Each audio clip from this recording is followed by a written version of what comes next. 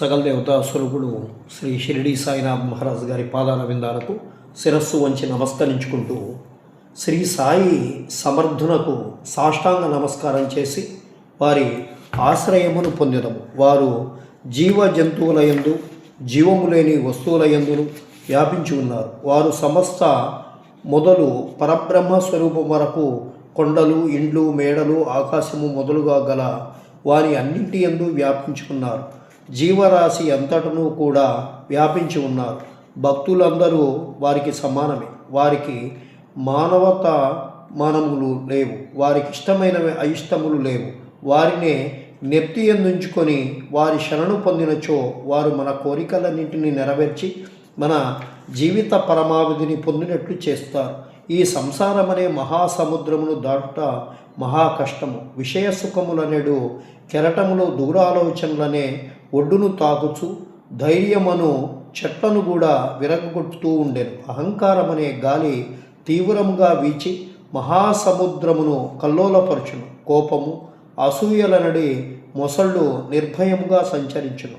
అచట నేను, నాది అను సుడిగుండములను ఇతర సంశయములను గిర్రున తిరుగుచుండెను. పరనింద, అసూయ, ఓర్వలేనితనము అను చేపలచట ఆడుచుండెను. ఈ మహాసముద్రము భయంకరమైనదైనప్పటికీ సాయి సద్గురువు దానికి అగస్త్యుని వంటివారు, అనగా నాశనము చేయువారు. సాయి భక్తులను దానివల్ల భయమేమీ ఉండదు. ఈ మహాసముద్రము దాటుటకు మన సద్గురువు నావ వంటివాడు. వారు మనలను సురక్షితముగా మన జీవితం అనేటువంటి పరమావధిని దాటించగలరు.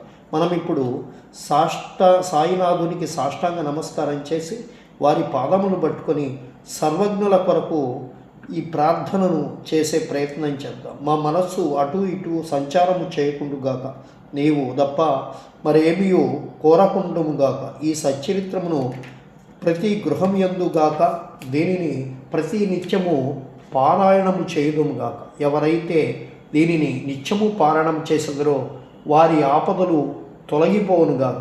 ఈ గ్రంథమును పారాయణం చేసినచో కలుగు ఫలితములు గురించి రచయిత చెప్పుచున్నాడు. పవిత్ర గోదావరిలో స్నానం చేసి షిరిడిలో సమాధిని దర్శించి సాయి సచ్చరిత్రము పారాయణము చేయుటకు ప్రారంభింపు.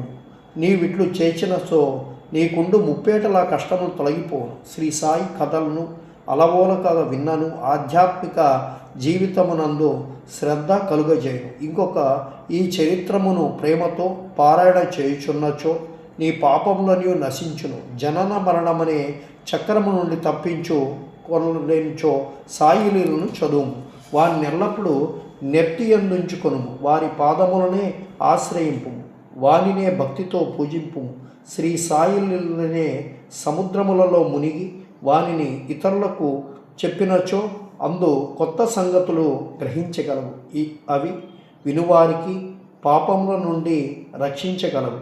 శ్రీ సాయి సగుణ స్వరూపమనే ధ్యానించచ్చో క్రమముగా నది నిష్క్రమించి ఆత్మ సాక్షాత్కారమును దారి చూపును. ఆత్మ సాక్షాత్కారము పొందుట బహు కష్టం. కానీ నీవు సాయి సగుణ స్వరూపము ద్వారా పోయినచో నీ ప్రగతి సులభతరమగును. భక్తులు వారిని సర్వస్వ శరణాగతి వేడినచో అతడు తాను అను నది పోగొట్టుకొని అది సముద్రములో గలియునట్లు భగవంతునిలో ఐక్యమగును. మూడింటిలో అనగా జాగ్రత్త, స్వప్న, శుష్క వ్యవస్థల్లో ఏదైనా ఒక్క అవస్థలో వారి యందు లీనమైనచో సంసార బంధము నుండి తప్పుకొందు.